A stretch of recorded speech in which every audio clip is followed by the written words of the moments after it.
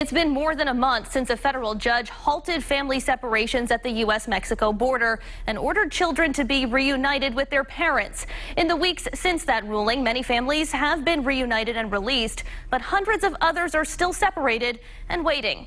Eyewitness News reporter Julianne Lima sat down with former Providence Mayor Angel Taveras, who went down south for a week to help detainees. It's a story you'll see only on Eyewitness News. As a Spanish-speaking lawyer, Angel Taveras' skills were sought out by Pro Bar, a national effort to provide free legal services to asylum seekers. He sat down with us exclusively hours after arriving back in Rhode Island.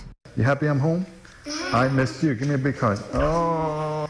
After spending a week with parents separated from their children, former Providence Mayor Angel Taveras is feeling extra grateful for his family. I think what's going on down south is just unconscionable, and so I feel like we need to do something, and everyone has a role to play. His role was volunteering as an attorney for people who are still being detained after crossing the U.S. border with Mexico.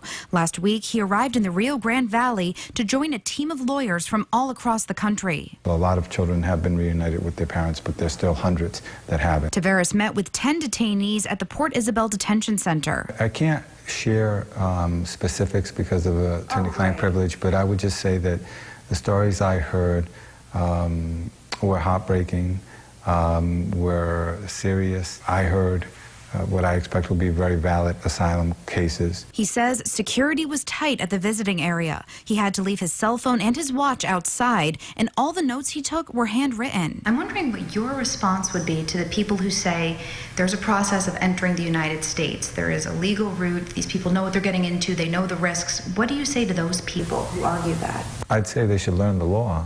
And I'd say that there is a process also for seeking asylum.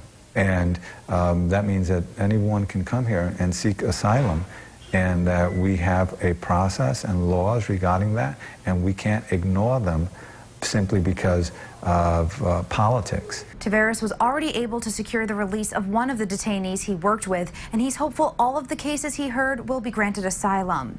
I'm Julianne Lima, Eyewitness News.